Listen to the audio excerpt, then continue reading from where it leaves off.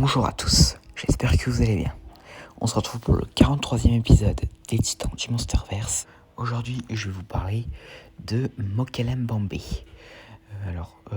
Dont je n'avais pas vraiment parlé parce que j'avais déjà fait 2 vidéos sur lui, mais je n'avais jamais vraiment parlé de ce qu'il est. Enfin, du moins de ce que l'on connaît de lui actuellement. Mais bon, donc Mokele Mbambe, dont le nom signifie celui qui peut arrêter le cours des rivières, est un cryptide congolais vivant dans l'eau et qui est semblable et qui est considéré comme un dinosaure sauropode. Alors dans la novélisation de Godzilla 2, Mokele Mbambe est décrit comme étant un quadrupède gris avec un dos reptilien caillouteux, avec une tête ressemblant à celle d'un éléphant sans oreilles, bien que ses défenses pointent vers le bas plutôt que vers le haut. Chacun de ses pieds possède 5 griffes et ses pattes avant sont légèrement plus longues que ses pattes arrière. Et donc la queue de Mokele Mbambe mesure les 2/3 de la longueur de tout son corps. Et sa bouche s'ouvre comme un crocodile pour révéler plusieurs dents acérées.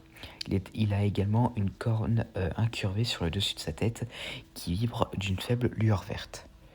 À un certain temps avant 2019, Mokele Mbambe a été retrouvé à Djebel Barkal au Soudan, dans un ancien sanctuaire lui étant consacré, quelque chose qui peut d'ailleurs montrer que Mokele Mbambe avait un culte lui étant consacré, comme tous les autres titans.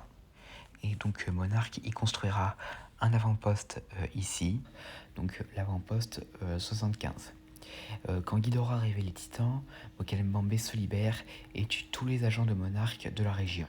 Alors si vous voulez découvrir plus en détail ce que Mokele Mbambe a fait pendant ses batailles contre Monarch, je vous renvoie vers une vidéo que j'avais fait il y a quelques temps où je parle de ces scènes coupées. Donc maintenant passons aux capacités.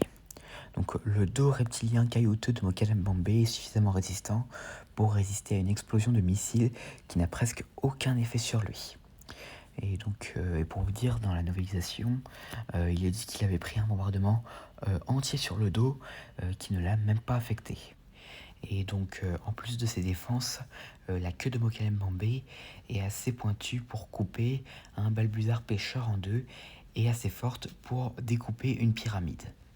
Et donc la trompe de Mokele Mbambe est très rapide et préhensile, ce qui lui a permis de saisir ses cibles en mouvement. Et ses dents sont aussi très pointues. Et donc pour vous dire, quand il s'est réveillé, il a même dévoré un agent de Monarch qui se tenait à proximité. Donc maintenant passons aux anecdotes.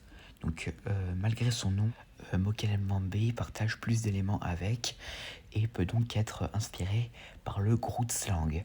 Alors ok, vous savez pas qu'est-ce que c'est le Grootslang, en fait c'est une créature légendaire du folklore sud-africain qui ressemblerait à une sorte d'éléphant avec une longue queue en forme de serpent.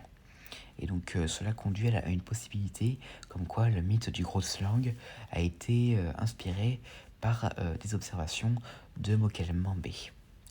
Et donc du coup alors c'est tout ce que nous avons pour l'instant de Mokele Mbambe, mais nous verrons si il sera un jour réintroduit, que ce soit genre dans le prochain film ou dans la série Hourglass.